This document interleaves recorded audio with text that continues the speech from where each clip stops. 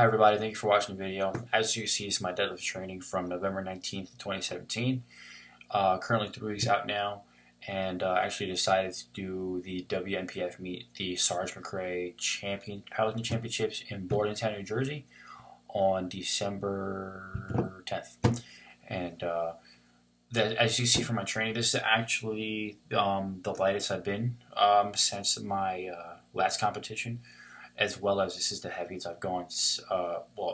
Heaviest I've gone for a set of 4 since my competition as well. So this is actually the top set of my training cycle, as well as the peak of my training cycle and for this competition. So walked away with a 10-pound PR. Not really happy with how the speed went, but definitely going to make the proper adjustments to make sure that my performance gets better and the next coming deadlift workouts and for competition day. So one thing that definitely is on the plus side is that I not only am walking around, not only did I peak correctly for my programming, in regards to my programming, but I also peaked correctly in regards to my weight, because I can walk around now and say that I'm walking around at competition weight, and that's a really big factor. It's a really big plus because I don't have to worry about trying to go in caloric deficit or trying to cut water to make a proper weigh-in. So I don't have to worry about that. So and actually, that's one of the great things is that it's not going to be really a big factor. As well as one thing to keep in mind is actually when it comes to deadlifting, let alone deadlifting conventionally, you're cutting weight as well as just cutting water weight as well plays a factor, because obviously if you're putting your belt in a different position over time it can get adjusted to it if you're actually doing a slow cut. But if you go from doing 20 pounds, a 20-pound water cut overnight to make weight for your competition, and you're bringing that belt notch down from 5 down to 3, or vice versa, that can actually affect your performance in your conventional pull, because you're putting your body in a different position that has not been adequate to over time for training and getting accustomed to. And that can actually affect your performance, let alone losing water weight, as also losing weight in general. So one thing I definitely noticed for me is that just being an individual who's more on the just slimmer side, when I was 189 pounds, for me, my belt I would have to put it a lot farther, the notch out a lot farther, versus being 181 pounds now. I'll bring the notch a little more in, and I'm actually able to get in a better position, leaner, because I don't have to worry about all that weight there, keeping me kind of stiff and not letting me get into the proper position in order to activate my core and to also get as tight as possible so I can explode off the floor. So your belt position plays a really big factor, and it could also play a factor when it comes to your squat as well. So that's one of the plus sides of just doing an adequate diet and just slowly peaking weight-wise for a competition, so your body gets acclimated over time. So the day of the meet, it's not a real big factor where you're going from having your belt from at notch 10 down to notch 3, or trying to get back to notch 10 after you just do a 20-pound water cut, and that can actually affect your performance. So that's one of the plus sides about it. And last week, I know I didn't post a video, reason being is because I actually was supposed to do 595 for a set of 6 or 7, and I was only able to get it for 2. And obviously, it calls into question, why. And then that doesn't make sense that last week I only got 595 for a double, but obviously today I only hit 622 for 4. The reason being was because I didn't get enough sleep that time. I actually had to work overtime that weekend, so that obviously played a really big factor when it came to my training. And I noticed for me, I need to have at least a minimum of 10 hours of rest prior to a deadlift workout, because that's how much it affects my central nervous system, and that's how much adequate rest that I need to make sure that if I want to perform at 110% on my deadlift days. So like one thing I'll do is I'll make sure I get my sleep, and then I'll try to take a nap. I'll take a nap before, and then obviously have my meals, and then go to the gym. But I noticed for me that if I don't get at least a minimum of 10 hours, that my deadlift training will not go according to plan. So, obviously it goes to show you that rest is very important. And, it obviously affects your recovery, it affects your central nervous system, as well as it also affects your overall physique as well. When it comes to bodybuilding, it's very common that you'll see a lot of bodybuilders spend a lot of their time on their free time getting a nap, or, getting some rest, because you're giving your body time to adjust, to recover, to take in the nutrients that you're actually taking in from your caloric intake. So, all those things play a very big factor. People don't realize that, yes, of course, you want to have the training as well as have a proper diet, but your sleep is one of the most big important factors as well, because you can sit here and train perfectly and you can have a perfect diet, but if you're not getting that proper sleep, your strength and your body will not change whatsoever, not even close. So those three things are the pillars and the foundation when it comes to building a physique and or building strength, or having athletic performance. Those three things are very, very important. So, sleep is very essential. Of course, being an enhanced lifter and being a non-enhanced lifter does kind of play a different factor, because obviously being an enhanced lifter, your recovery time is cut back.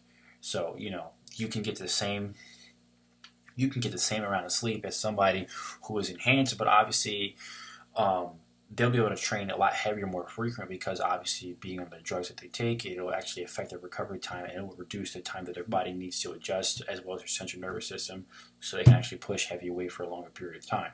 But obviously being a natural athlete, obviously you want to make sure that your rest is as much as possible, so that way when you perform on your heavy days, you are able to go 110%, as well as your central nervous system is charged and fueled and ready to go. So I noticed for me, and I definitely, if on my work days, I stay away from lifting heavy, so because obviously I'm not able to get as much sleep as I can. But I know for a fact if I have to lift heavy on one of those days, the day previous, I'll make sure that I go to bed extra early so I get adequate sleep, so that way I'm fueled and ready for go to the next day, so I can still lift heavy even after a long working day. So always just keep in mind that when it comes to training, yes, you want to have your diet in check, you want to have your strength, you want to have your training in check, but make sure that you're getting adequate sleep, especially if you want to be able to push some heavy weight and see those numbers in your body change. So yeah, just a quick things to keep in mind. So yes, I did decide to do the WMPF meet. I wanted to do the USPA meet, but I realized and I came to the conclusion that originally I wanted to do the WMPF meet because I wanted to compete in at least one drug tested meet this year. So that way, like I did the same thing last year. I was doing back and forth between both.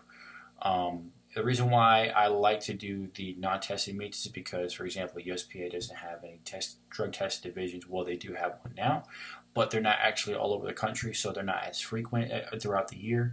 But it's because they actually have that Texas deadlift bar, and I noticed for me, with my technique, it actually benefits me a lot better versus the Oklahoma bar, deadlift bar that actually they're going to be using a WMPF meet.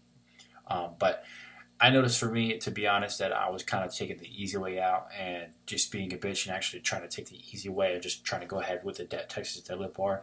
Because, yeah, I did that 675 for a double, but that was the only reason why I'm really going for that and not trying to take the high road and actually go with that Oki bar. That's not as whippy, but obviously it has some whip to it. But so I figured, you know what? I already told myself initially I was going to do the WMPF meet. There's no point in changing that. So that's what I'm going to commit to. Yes, it will be my last meet of the year, and definitely going to look back and do a review and just go over some things adjustments I made, and a lot of things that I learned, a lot of lessons that have come from all of this, and just looking forward to what's going to happen next year. And I'll kind of give a layout, a rundown of what I'm trying to do next year and what my goals and aspirations may be. So, for me, this was definitely a bounce back year and a year to just trying to put myself back on that step foot forward, especially coming back from an injury and just what a year.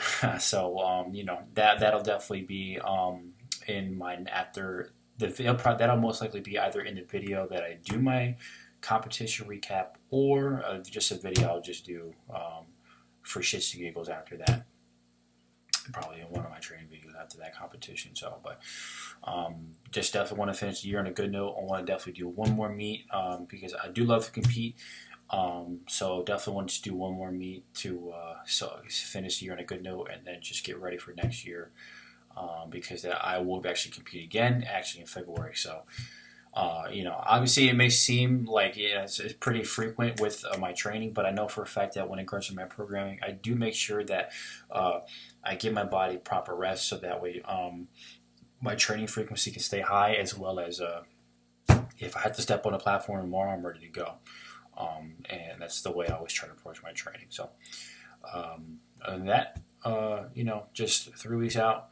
On the right path, just making sure I'm really going to be dialed in now, and just wanting to walk on weigh-in day just like a breeze, and then walk into competition just only focusing on just make sure I eat my meals at the right time and just getting my sleep.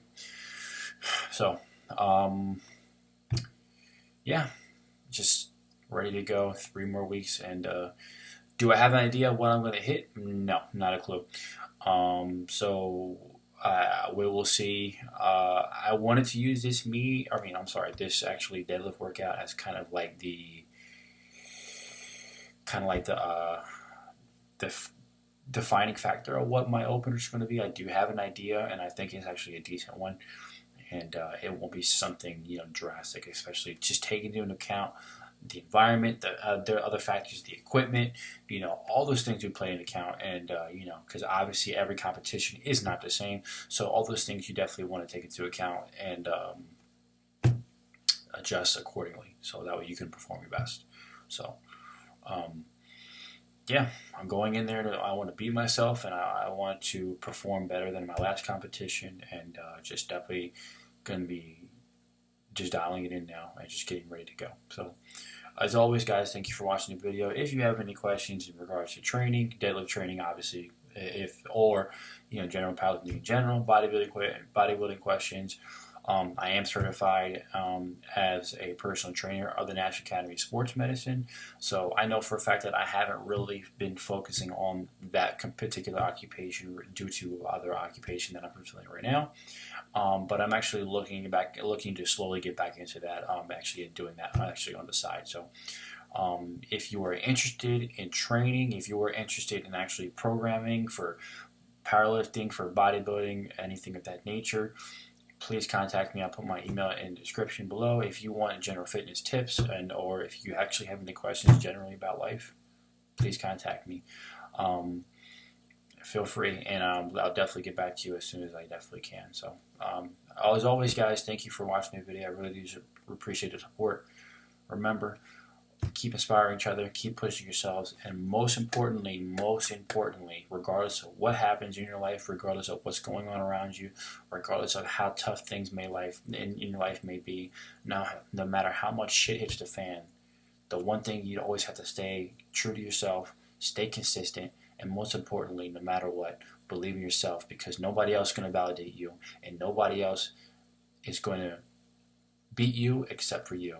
Because if you want to get somewhere in life, and if you want to complete your dreams, you want to accomplish your goals, your goal and your mission every day should be, when you wake up, is how can I beat myself and how can I get better? Because when you do that, every time you beat yourself, then guess what? There's nobody that can compare to you. Nobody can beat you. Nobody can tell you what you can or cannot do, because only you have that power to tell yourself what you could do. Only you have the power, and you have the choice to make to achieve your dreams, achieve your goals, and do anything you want in life. And I guarantee you, if you wake up every single day telling yourself, you know what, I believe in myself, I believe I can do it, I can achieve what I want in life, no matter what happens, you will follow that path and stay consistent and stay smart and stay true to yourself, you will accomplish your goal. But the only thing, it all starts with you. And the most important thing you have to realize is, no matter what, you believe in yourself. So as always, guys, thank you for watching the video. Keep pushing each other, keep inspiring each other, and stay true to yourself and believe in yourself. Thank you for watching the video, and take care.